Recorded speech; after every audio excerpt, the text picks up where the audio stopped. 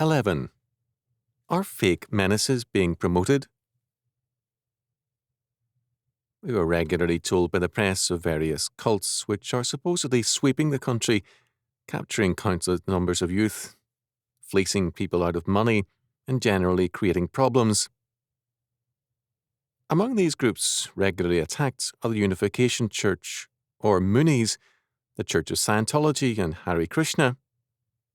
Now, I emphatically disagree with the beliefs of these and other groups, but I strongly disagree with the idea that they are a menace.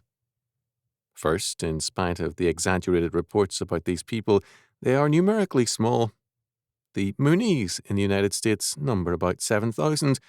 The Church of Scientology has a membership of between 5,000 and 10,000. The Hare Krishna are about 1,500. Second, if these or any other groups are out of line, we have more than enough laws in the books to take care of such cases. For example, Jim Jones and the People's Church existed with state and federal cooperation. Complaints against the group went unheeded. When the tragedy took place, all kinds of laws were proposed by the people who had done nothing previously. Those new laws would control the rest of us more than the cults. The same is true today.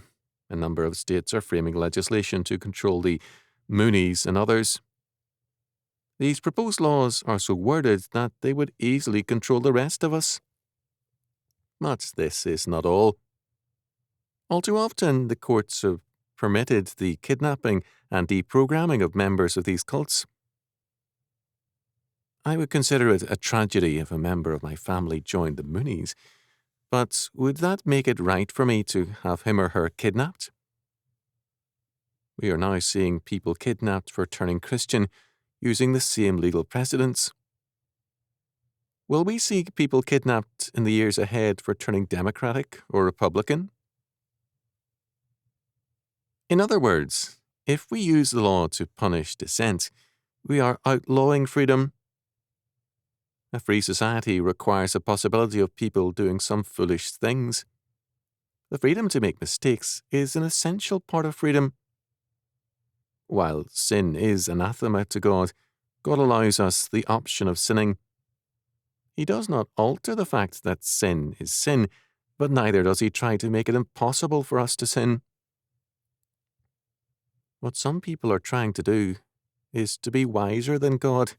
They want to legislate so as to prevent man from doing anything but the prescribed thing, however well-intentioned. Such legislation is a stepping stone to totalitarianism.